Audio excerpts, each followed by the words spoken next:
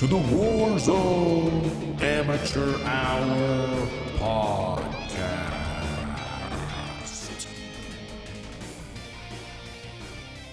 Okay, welcome back. This is episode number 33 of the Warzone Amateur Hour podcast. Thank you all so much for dropping in with us.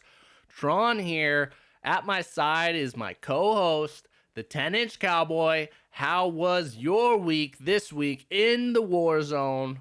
I feel like you ended that thought before the sentence was completed, but thank you for the introduction. The week was good. Pretty good, actually. We had a couple of great sessions where we were fucking actually getting win after win after win on Rebirth, which is kind of where we've been hanging out lately. I'm sure we'll talk more about that and why we've been doing that. But the week was fun. Got a lot of playing in this week. How was your week? My week was very much in line with yours. I had a good week. Most of the sessions were positive. Met some great players even out there, some randoms. Played with some listeners. All around good vibes going on here in the Warzone. But like you said, let's just dive into that first because it's become a reality that really my time in Verdansk, like my passport might have even expired by this point because I'm finding myself dropping in there less and less and less. And even when I'm doing so, I'm enjoying it less and less and less. Are you been feeling the same? 100%. I've always enjoyed Rebirth. You know, there's haters out there that are constantly shitting on Rebirth that make it seem like it's not a viable way to play the game. And first of all, fuck those people. The fucking island is so much fun. Rebirth is such a fun game mechanic. It's great for amateurs. Like, you know, if you know, there's more amateurs out there than I think that accept that they're amateurs, and those are the people that are against Rebirth Island. And I think it's fucking fun as fuck. And, you know, a win is a win sometimes, you know, and I like it, and it's fun, and you can level up your guns quickly. You can test new shit out constantly. You know, there's a lot of strategy involved with the island, and it's just like, you know, and sometimes I don't want to fucking play a game for 25 minutes. Sometimes I just want to get in and out with a 7-minute victory. You know what I mean? I mean, let's just back it up there to what you talked about is this sentiment that can linger out there among the community that like, oh, you know, Verdansk means more than Rebirth. Like, let's take a step back here, all right? In the end, this is a fucking video game. And, you know, unless you're out there, you're pro dudes getting 40 kills, world records, whatever that is, nobody gives a fuck about where you got your victories, what your stats are, because they don't mean shit, because you aren't shit, and life is meaningless, and we're all gonna die. Wow. But anyways, that aside is like, you know, you play the game to have fucking fun. Oh, cool, dude. You go on Verdansk and get your ass kicked because you think you're better than Rebirth. Have fun with that. You go ahead, have fun with that. Meanwhile, me and my buddies, we got like our Rebirth squad that we run with. We have fun as shit. We all play together. We're always on the comms. We're working out hard, you know? So in the end, it's like, I'm going to get more joy from that. And to me, that's the ultimate victory. Yeah, I completely agree. I think, and you're talking to someone that's lived it, don't get me wrong here, but, you know, you have a tendency to become negative if you're playing Verdansk all the time with sweat lords. Am I right? Like, you start turning on the game. You start turning on your friends. You start turning on yourself. And I am not someone that's trying to be negative all the time. When we're playing Rebirth and we're getting wins, no matter how shitty your gameplay is, you're fucking feeling good. And that's what this is all about. So yes, wow, this has been a long, you know, circle back to the beginning of this conversation. We've been playing a lot of Rebirth and it's been great. Yeah, I mean, my enjoyment at the game, it's still high. Yeah, I wish I was, you know, playing Verdansk maybe a little more. But again, every time I go back there, I'm reminded of why I avoid it. It's just the sweat level of it. It's like they turn the heater all the way up to max, and we're in Death Valley right now. It's 100 degrees outside. Like, it's insane. And everything is so long range, I feel like, now in Verdansk. Rarely are you having encounters, except maybe early game when you get snuck up on, that are like that hand-to-hand kind of moving it. It's all about now. It's positioning. Who's in the right spot first? Who's wrong? If you're moving through a fucking place, you get sniped out of the ass. Like, it's, I don't know. I feel like fewer weapons are viable. When you go on Rebirth, it's this vibrant collage of, you know, different play styles. So many people are running ground loot guns because they're getting killed, coming back. The disparity is less. I don't know. I love it. I'm happy with it. I'm glad you're feeling the same. And, you know, if you guys want to feel cool and fucking tout your little ego things on Verdansk, more power to you. But in the end, it doesn't mean shit. Yeah, well, I mean, I still think that victories on Verdansk mean something. They're just, dude, it's been a long time since I've gotten a victory on Verdansk. And I know the same for you, I think. Yeah, it's been a while, but again, the sample size is going down. But that said, you know, in terms of how you've been working in the Warzone, whether it's Verdansk, whether it's Rebirth Island, I know you've been telling our audience you're on this weapons odyssey. Any updates to provide there for our listeners? Big updates, yeah. I took the plunge with 2 new weapons that obviously there's been a lot of talk about. One of them specifically, but the other one, you know, a lot of people had been recommending it with my play style. You know, I had been running the Farah and the MAC-10, which had been fun and great. You know, they nerfed the Farah. Farah is still a great weapon, don't get me wrong. But somebody had mentioned that I should probably try the Krig because it's one of those low recoil, long range ARs that can really shred. So, you know, I've had the Krig, you know, for a long time. Went and checked it out. I had it at like level 35. So I had it, you know, I had it pretty high up there. I could get some decent attachments on it to bring that recoil down a little bit. So I outfitted the Krig. And then, you know, running overkill. And my second weapon, I ended up trying out the old Milano, which everybody seems to be running these days, but for good reason, because it fucking shreds. So I put on the Milano, and a Milano I had leveled up like crazy. I think it was max leveled because, you know, I've had the Milano in the game for so long. It's been ground loot forever, you know, you just end up getting kills. So I have now the Milano and the Krig, and let me tell you, I fucking love it. I'm having so much fun. I finally found a class that seems to fit my play style. What I will do at times, especially on Rebirth, you know, I stay away from sniping on Rebirth just because when you down somebody on Rebirth, obviously they're going to get picked up by their teammates. It's kind of just like a thing. Everyone starts with self revives. So sniping isn't necessarily the way to go on Rebirth, at least I've found.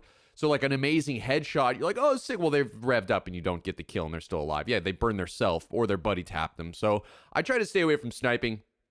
So I go with the Krig. I go with the Milano.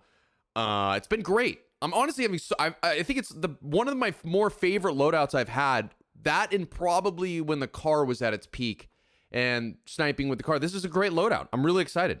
Listen to the joy emanating from my co-host here. You can feel it through the mic, through the waveforms here. He's starting to find his voice here, and I felt it, and I had an inkling of a suspicion that would be the case, but I'm really pleased to hear that. And this is gonna sound like really weird, maybe sentimental, maybe not even logical, but there's times when I'm like playing with you, and when you have a certain loadout or gun that's working for you, it's like you have more of a presence in the game when I'm with like the Cowboy. Like when I'm playing with the Cowboy and he had the Krig this week, there were times where it was like I'm someone separate and I'm calling out things, and then I just hear like I don't even hear a response. That's what it was. Instead of you responding with your voice, it's like I would just hear you responding with gunfire off screen. And then I would see on the ticker, like, someone got down, someone got killed. And it was just more focus, less frustration, like, more of a fucking soldier out there taking people down. And I again, I mean, the proof's in the pudding. We got many, many victories. I think there was a day or a session where we had 3-4 Rebirth wins going down. And it was incredible to watch. So I've been proud to see that there with the Krig. In terms of the Milano, so that's your short range gun. That's how you're building it out. Yes. Well, first of all, thank you. Yeah, it's funny you bring it up because, you know, I get a little frustrated when I play the game sometimes, as you well know, as everybody that's ever played with me well knows. I like to scream a little bit, but I've been screaming less. I'll tell you that. The Krig has been great. It's a laser. It's so fun. And yeah, with the Milano, I've built that out for more of a short range. Yeah. Really quick ADS. Try to bring the recoil down a bit, but honestly, it's not a recoil disaster. like the Cold War MP5 if you don't have that leveled up. It's nothing like that. The Milano's it's pretty similar, I feel like, to the Mac 10, but I think it packs more of a punch, and I think it's better at range. That's how I would like to describe the Milano. Well, speaking of the Milano, I had been looking to mix things up a little bit. I obviously, the AK's there. That's my primary. That's how I roll. The secondary has been kind of a revolving door. Went back to the Mac 10, which I was enjoying, but I kept getting outgunned, and it didn't feel right. And so people have been singing the praises of the Milano. Last week we talked about watching firsthand a teammate shredding with it, so that really motivated me to give it a shot. Similar to, like you said, mine was leveled up a decent amount, somewhere in the 30s, I think, from my time using it as ground loot. And so I really built it the best I could for pure ADS, I think, and then movement. I have like the bruiser grip and then the serpent wrap. Still don't have the good barrels and stuff, doing my best, but I've been loving it. And it's kind of, maybe I'm a slow rate of fire kind of guy, because the AK has a slow rate of fire and the Milano does as well. So it's like I got this little mini AK I can use, and like you said, it's pretty good at range. So I've been loving that. I got my loadout locked in. I even had a teammate of ours we talk about, Sparks, was visiting, so he hopped on the Warzone on my console, on my account, and he got a taste for my loadouts, and I was like, go for my boy, dude, go for my top loadout, the AK Milano, and he was digging it so much, like he was starting to be like, whoa, I might be running this too. So really loving that. If you're out there, you're looking for an SMG, the Milano, what people are saying is true, baby. Yeah, the Milano, and I mean, I think I don't know if we've discussed this on the pod, but people are building the Milano out into a long-range AR situation. They're like actually maybe in a long-range AR, I guess it wouldn't compete with like the AMAX or the Farah or the Krig, I don't think. But I mean, people are building the Milano out for a longer, obviously, probably the longest range SMG I've ever seen, right? I've seen people shooting at, 70 meters with this thing, 100 meters with this thing. Yeah, I think that's fair to say. I don't know so much about 100 meters hitting. They might be shooting. I don't know if they're hitting, but yeah, the longer range, you can throw a scope on that thing. It's going to fire. You get the bullet velocity up and the damage range with the different barrels and attachments. Yes, it is viable. The damage per shot, it's slow rate of fire, but like we said, it packs the punch, so you got to hit those shots, take people down. But like we said, that's the beauty of, I think, really the state of the weaponry right now, is a lot of these guns can be configured in different ways, and the Milano is like the top example of that right now. Interesting. How do you feel about that? We went through this period where, all the weapons were incredibly balanced. They each like served their purpose, and there was all this. And now we're reaching a phase where you can, mold weapons into whatever you want them to be, which is kind of an interesting variant on all the weaponry. You know what I mean? It's an interesting thought, because like you said, it was more previously like for each role you needed the gun. Now it's like you can mold different guns into different roles. I like where it's at now, because I don't think that's the case for every gun. Like, you couldn't go and be like, oh, I'm going to run a short range Krig. Like, I don't think that's going to do you very well. But I think that having these certain options in each weapon class that can kind of be hybrids, tuned one way or the other, I think that serves the player base really well. It's all about customization. It's all about not having the right answer. You know what I mean? There should be a gray area that we're all kind of playing around in. 100%. I think it's cool. I like it. I like the idea of being creative and coming up with things like, you could have a build that no one else has and you use it a way that no one else does. I mean, probably not actually, because there's so many players out there, and like, the laws of the universe, if you're doing it, someone else is probably doing it. But it's nice to think that. It's nice to think that. And going back to last week, you can go on that WZ ranked website, check out the different builds, the different attachments, see where you fit in. Maybe you're a hybrid yourself, you know what I mean? But that said, your gameplay took multiple steps, I felt like, in evolution this week in watching you, because I'm always fucking watching you when we're playing. Wow. And interesting. And prior, your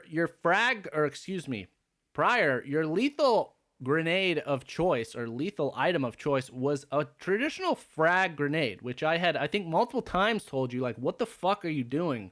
Don't do that. And I don't know what switched or what prompted it, but you finally made the change to Semtex. And this week specifically, I saw you getting multiple kills with it. I think you even got a stick at one point. So you want to talk us through that decision to make that change? Yeah, so that's a loaded question. A couple of things to say. First of all, I made the switch weeks ago. It wasn't this week. I've switched to the Semtex, a while ago. It wasn't, get up to date here. You just happened to see me stick people this week. All right, maybe I need to watch a little closer. Second of all, the frag grenade goes farther. You can throw it so much farther. So when you're on Verdansk, it's nice if you have people that are far away or behind something, that frag will bounce and go. That's why I liked the frag. The frag is not necessarily...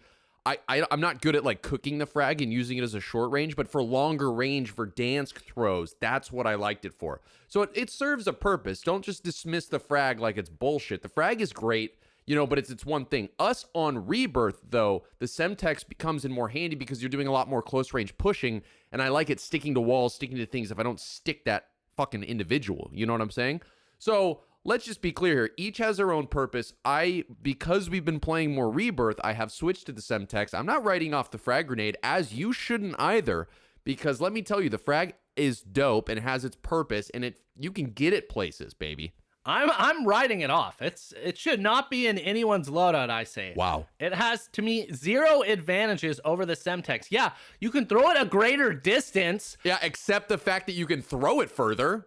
I just gave you an example. Yeah, but it has 0 accuracy because let's say you throw it into a fucking window, it could bounce off the wall where the guy is and literally roll down the stairs and be like, there's no sort of accuracy unless you are cooking it, which again, that takes multiple seconds. Like for me, when it's time to throw the grenade, that's a split-second decision. I need some explosive action immediately. So I'm throwing that motherfucker. I know where I want it to go, and I know where I want it to explode. It's not like, oh, let me throw it around, let it bounce around, hope it fucking lands on the guy. Fuck the frag grenade. That's what Tron says. Yeah. Gave you a clear example of an advantage. You're completely dismissing it with no objectivity. So I would use the frag. All right. Well, you switched to the Semtex, so I don't know if you would use the frag, but sure. He's team frag, I guess. He doesn't want to fully write it off. I'm team fucking Semtex, although we have some teammates that also run the thermite one. I think those are the real, if you're looking for grenades, those are the two to go. Like, if you're looking for distance, why don't you go with the thermite one? Because it doesn't bounce around, baby. Why do you like the bouncing? The thermite, dude, just a side note, the thermite, you can throw the thermite so much further than I realized. That thing fucking goes when you let go of it. It goes so far. I don't know. Maybe I just like the frag. Maybe I like it bouncing around. Maybe that, the quality of it just bouncing around is exciting because when I don't know. Maybe I like it. I can like what I want. All right, fuck you. All right, and I didn't even touch on like the biggest downside to the frag grenade is it is the only lethal item in which you can throw it at an enemy and they can fucking throw it back at you and kill you with, which I have done. Hey, let me ask you, have you ever been killed by the grenade that you've thrown? No, because I never run fucking frags. Exactly. So boom, there you go. Okay, all right. Well, heated topic of discussion. If you all have thoughts out there, we want to hear it, especially on our Discord, where everyone's been popping off, all the real fucking amateurs. So get your ass on the Discord. But moving on, I know you were just recently, yesterday, we were playing, and you picked up like a C58 or something, really loving it. Any thoughts before we move on to talk about that? Well, yeah, I haven't used the C58 at all. And I found one, we dropped in Rebirth. Found one in a chest. It was one of the like golden ones, it was like a, whatever, like a nice ground loot C58. And I ended up loving it. I couldn't believe how much damage it was administering to my enemies. I was getting short range kills, just like hip fire short range kills, because it slaps. If you can actually get your shots on somebody close range, it's like not even a question. But then I was like looking out of windows and like using it as a long range AR and shredding people as well. And I think it is a high recoil weapon, right? That's kind of like the consensus in the community, is that if you can handle its recoil, it's a good weapon to use. So I've always obviously stayed away from it because I can't handle recoil. But for some reason, that weapon that I picked up was just fuego, baby. And I was into it. And I think I got 7 kills with that weapon alone. And then when I ended up getting my loadout, I'm hanging on to that and just getting the Milano, and I ran the C58 Milano that round. Wow. And you were able to corral that recoil because, like you said, yes. So what had happened is when they, remember weeks back when they buffed all the recoil control on the barrels, the C58 immediately shot to the meta. I'd heard multiple people saying like that's the move, but then they quickly reverted that. They gave it specifically, remember last week they nerfed the Farah recoil and the C58. So now it's kind of been brought back in line. That was the version you were playing with, which yes, it sounds like a little bit harder to control. I felt that way. You were able to handle it though? Yeah, I mean, maybe it was the build that it had from the ground loot. It wasn't just your standard, like green or like non-attachment C58. It was certainly like a specialized weapon. Like when I opened the crate, it did the or whatever that sound is, when you get a gold weapon or something of high value. So I picked it up and I didn't notice the recoil until I mentioned it to you. I said, hey, this C58 slaps. And you're like, really? You can handle that recoil? And I was like, what recoil? Okay, well, interesting. I think what we might want to do is go and look at the recoil pattern because it could just be a case where you naturally, like, these guns have unique recoil patterns. Some kind of veer more horizontally. Some, like the AK, I've noticed, is literally just straight vertical. And some people just have a knack for kind of keeping the cursor where it needs to be with certain patterns. So maybe that pattern is like lining up with you. I don't know, but I would look into it because I think that could be a viable choice. Although I don't want to get you off the Krig immediately after just finding it. But I'm excited to hear that something like that is alluring to you because I believe kind of the C58 was introduced as like the Cold War version of the AMAX because I think it has lower ammo capacity than the AK, than the Krig, than the Farah, but it hits a little bit harder. I think it's pretty well balanced. It's definitely up there in the meta. So if you're out there, check it out. Give it a show. If the Cowboy can fucking handle the recoil, then that's pretty encouraging for everyone else. Yeah, I'm online right now trying to see what the name of that ground loot C58 was, but I don't see that listed anywhere. We may have to do a little bit more digging, but I liked it. I don't know if I'm really happy with my loadout. I don't need to invest in another loadout right now, but I do dig it. Well, you can see where it's at. Maybe give it a separate loadout. Play around. That's, again, the beauty of Rebirth is you can try out those new loadouts with less of the investment and your time and all of your energy.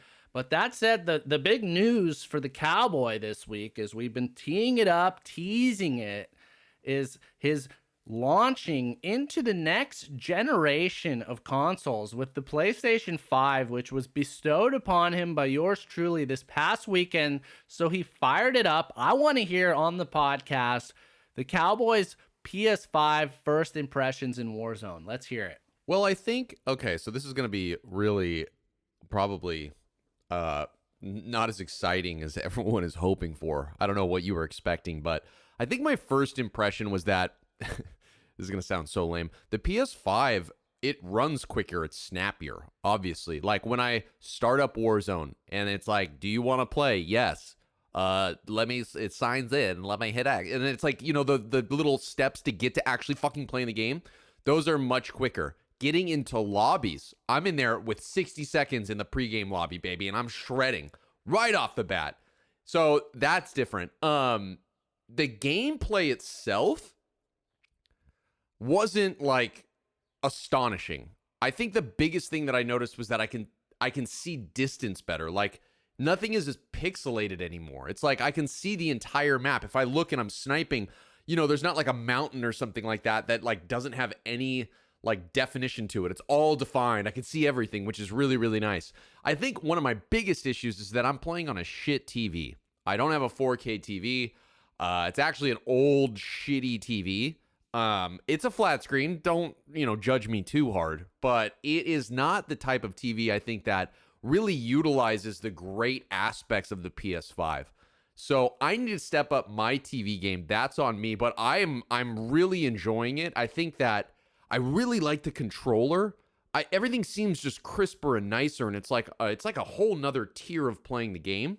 And maybe, honestly, this was my first week with the PS5, and I was playing pretty fucking well this week, and we got a lot of wins. So maybe the proof is in the pudding. All right. Yes. I mean, the biggest thing there, which I didn't know until after the fact, is you upgraded to this brand new console, but you're not really taking advantage of it. It's like you went and bought the Ferrari, but you're just kind of running groceries with it. You haven't taken it out to the track, really felt those advantages, get it full throttle, because yeah, you're still playing at 1080, which that sucks. But on the flip side, like, you're not even taking advantage of the higher refresh rate. So you're still, I guess previously on PS4, I think you were at like 30 frames a second. So you're at least, hopefully now that little TV, yeah, it's not a CRT TV. Thank fucking God for that. But I hope it can at least achieve 60 frames a second, 60 hertz, because then at least I guess you're getting double your frame rate. But like, if you want to really unleash the beast, baby, you're going to need to go get 4K and ideally 4K 120, which is what your boy Tron, yours truly, I got a TV en route, baby. It's got the new HDMI 2.1, it's got the 4K, and it's got the 120 refresh rate. So get ready next week. I'm going to be giving a taste of the 120 Sweat Lord, like PC level frame rates, baby. Wow. You know, I don't understand anything that you're saying, but all my takeaway from that is that now you have no excuses. Yeah, I know. It's fucking frightening, but you know what? It is frightening.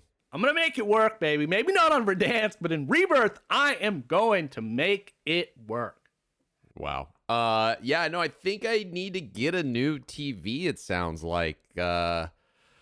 Shit. Yeah, I guess that's the next move. It never ends, baby. Never ends. All right, well, that's where we're headed. And then finally, this takes us back several weeks. But one thing I wanted to circle around to is, you know, a while back we talked about how do you balance work, life, and Warzone. And we reached out to the community. We wanted to hear what people had to say. It was actually pretty rad because we had a lot of people reaching out. We got a lot of dads. We got a lot of parents. We got some moms, uncles, brothers, all that. And they all had a unique take, but ironically enough, there was really some overlapping themes that really came across from everyone. And the main thing is that people focus on the work first, then they get the family time. And then when it's like late night or the spouse is asleep or they got a little hour or two, that's when the Warzone comes in. How do you make it work though? See, I can't do late nights on school nights, like, cause it gets me too worked up when I'm playing Warzone and I'm in a session. If I'm playing for an hour or two or three or whatever, the adrenaline is going. I'm focused. Like, I'm not, you know, it's not a casual game. This isn't Zelda. You know what I mean? Like, this isn't something you could play and then you go to sleep afterwards. Like, I get amped up. It's not a before bedtime game for me. So I typically like to play immediately after work in the afternoon, evening time. That's kind of my zone. And then I'll, you know, like kind of settle down in the evening and go to bed. I can't play it late. I just can't. Also, it's hard for me to play it right when I wake up. If I get, you know, wake up and I get out of bed and I turn it on, I'm a zombie. I need to drink the coffee. I need to get the juices flowing. I got to get the brain working before I'm in there shredding, or I'm just a little bot. You know what I mean? I'm just a little Timmy out there. All right, so it's more for you. It's more like, you know, you're getting your reps in. You got like a little designated Warzone time going on. You kind of hop on then. Do you find it's causing any friction with your spouse? Like, is she like, oh, you're always fucking playing the game. You don't fucking love me. Anything like that? No, I mean, no, I do what I want. So it works out. Okay. All right. What about you?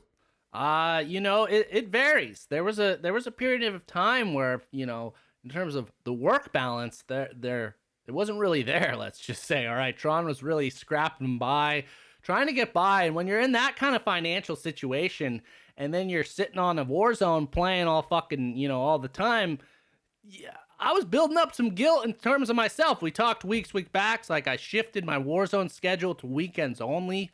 That was very much a result of that. Now, thankfully, glad to say, finding a little bit more financial stability. Things, you know, are on the horizon to where now I can kind of creep some time back into the week. But I'm kind of like the listeners, where I'm going to take care of the work part first, you know, make sure the old missus, the lady Tron's happy, we're good.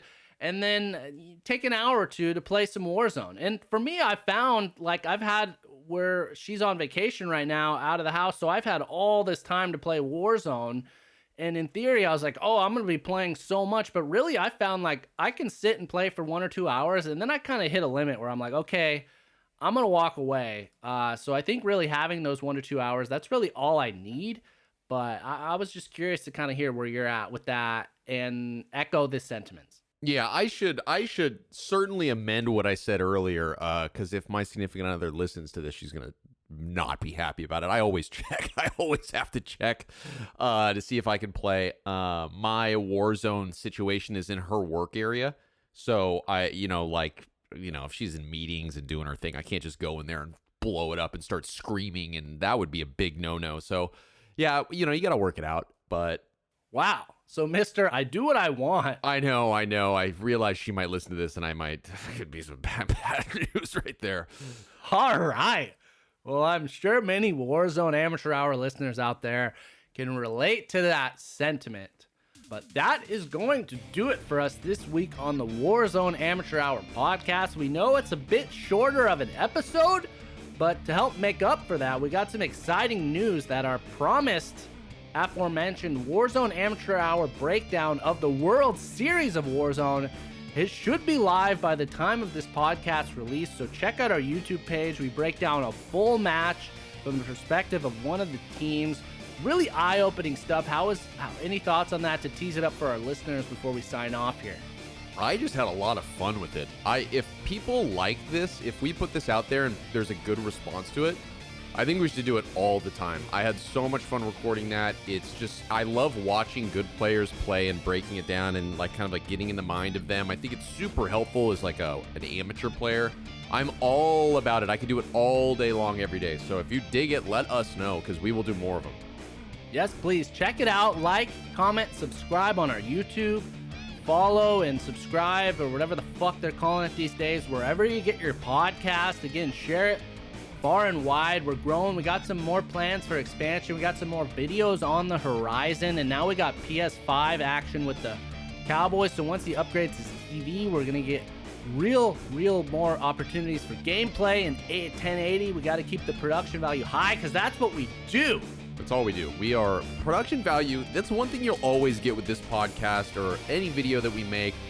We're not sacrificing quality here, baby. That's the number one thing. We're both audio experts. We are producing top tier quality shit. The content, questionable, but the quality, you can trust. And, to be fair, on the equipment on my side, not the best. So you're going to hear a little bit of peaking and stuff. Not the best mic here. We understand and we're fucking working on it, but financial shit is stressful. Wow. Okay. But that's going to do it for us this week. So we will talk to you next week. And until then, good luck in the gulag. Or if you're playing buyback solos, maybe you don't have to do the gulag. So there's something to consider there.